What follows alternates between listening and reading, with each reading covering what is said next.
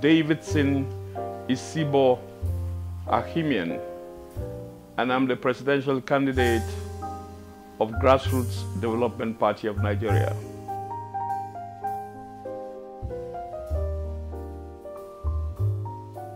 I'm looking forward to winning the elections.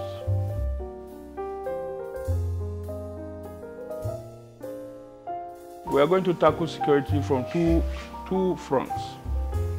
major fronts, which I think is going to be quite a departure from the style that the present government is adopting.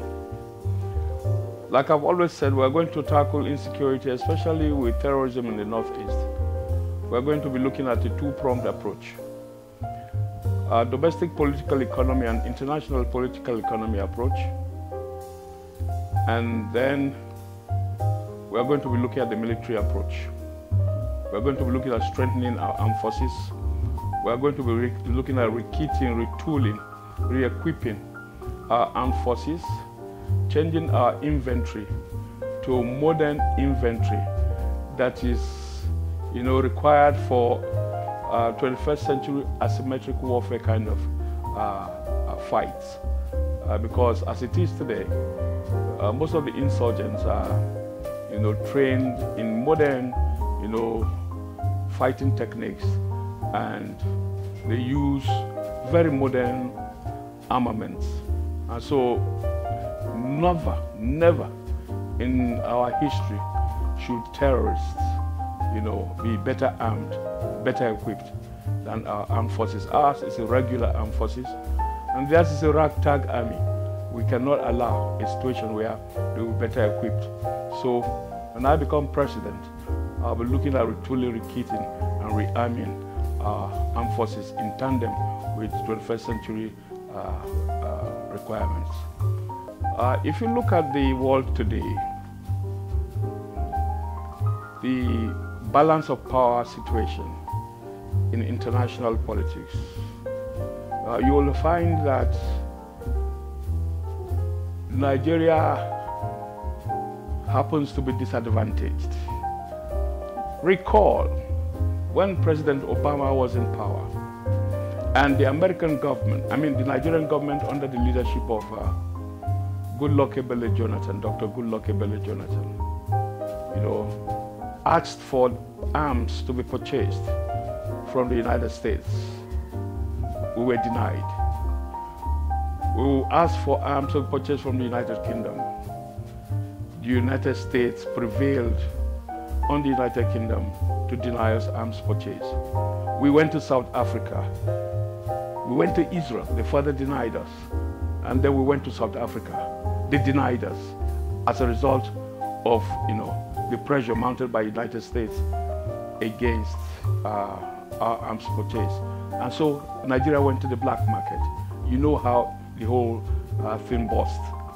So it's important for leadership in Nigeria to understand the interplay of domestic political economy and international political economy when it comes to cooperation, seeking cooperation in the fight against terrorism, beyond even the fight against terrorism, in other things that have to do with your relationship with the international community.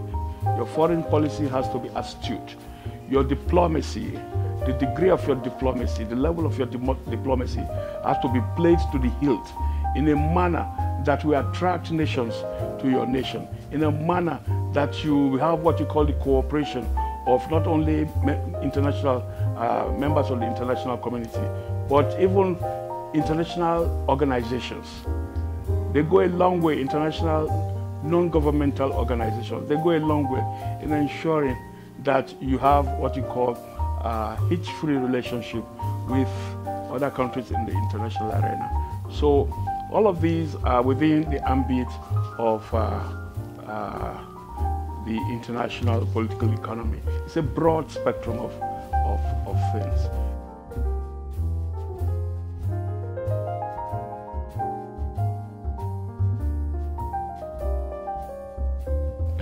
My legacy will be known for the industrialization of of my country, Nigeria, the industrialization, the empowerment of the youth segment of the society, and above all, the entrenchment of human capacity development by way of a modernized, expanded educational system, an educational structure that ensures that every child is captured into the net, and never again will there be an illiterate Nigerian in the history of Nigeria.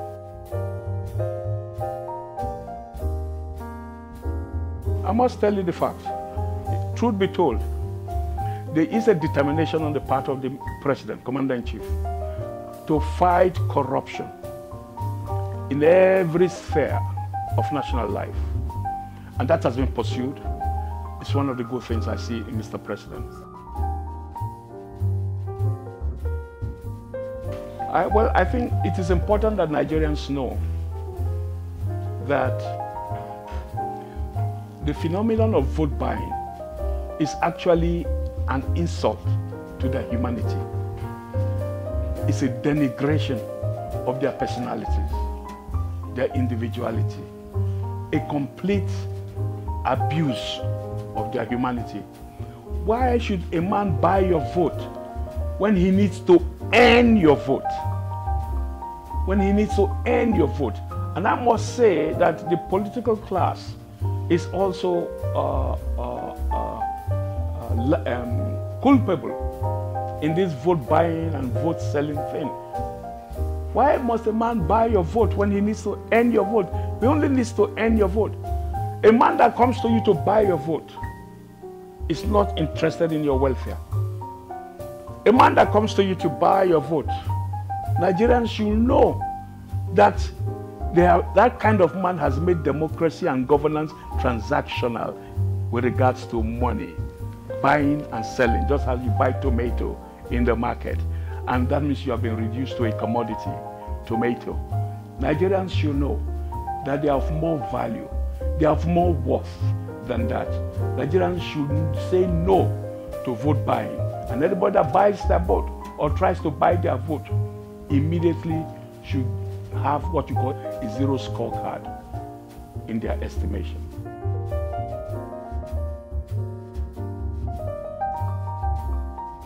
The thing we are going to be looking at is education, which is very key for me. For my party and myself as an individual, I weep and I consider it a denial of the fundamental human right. So for us as Grassroots Development Party of Nigeria, education is very key, very key, very key. Educate a man, and by that I also mean a woman, and you have started the building blocks of a better society. Because an educated man will know what family planning is all about. And just with only an announcement, he'll be able to comprehend what population explosion means and the consequences of population explosion to his immediate family. The other thing we'll be looking at is the healthcare system. The healthcare system. We intend to have primary healthcare to be accessible. And so we intend to build in every ward at least a primary healthcare center to be well staffed, well equipped, so that our people can be able to have access to Medicare. And we also look at the affordability. Drugs and such like will be made affordable. Because most of the people today, most of our people die from, diseases that are preventable, diseases that are combatable, but because of the exorbitant nature of pharmaceutical products. So we are going to be looking at more pharmaceutical industries coming into the country. We are going to be looking at tax waivers for raw materials that they need. So we are going to be having what you call an agricultural revolution. We have identified in all the 6 geopolitical zones all the crops that are of international demand. and that we have in commercial quantity. So we are setting up farming settlements in order to develop our agro-economy. And one area that no government has touched before, where we want to touch, is to develop a massive scale of livestock farming in order to have dairy industries where we have our ranches, tannery industries where we have our ranches. The entire value chain of agriculture is going to be tapped into so as to create employment for the mass, majority of our youths out there.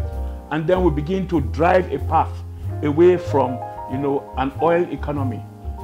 Drive a path away from the oil economy and see how we can, begin our industrialization process, having put in place a proper infrastructure, especially in the area of energy. And then we start to build a new Nigeria.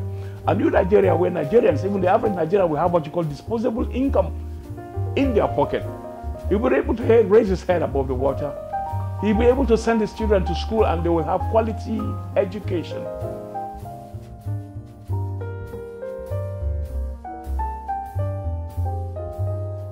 You won't blame Nigerians. In many instances, politicians have promised heaven and they have paid with hell. So there's a lot of voter apathy now. And indeed in 2019 elections, it will appear from all postulations that except a new breed of politicians come and restore the hope of the electorate, the level of apathy will be unprecedented. And that's why we are looking at this coalition of like minds. People who have a vision of a new Nigeria, the possibility of wresting power from the old brigade and ensuring a new order. The possibility of these persons in these different new parties coming together and reawakening the electorate to the vision of a greater Nigeria under the hands of a new director. And by director, I mean a new chief executive.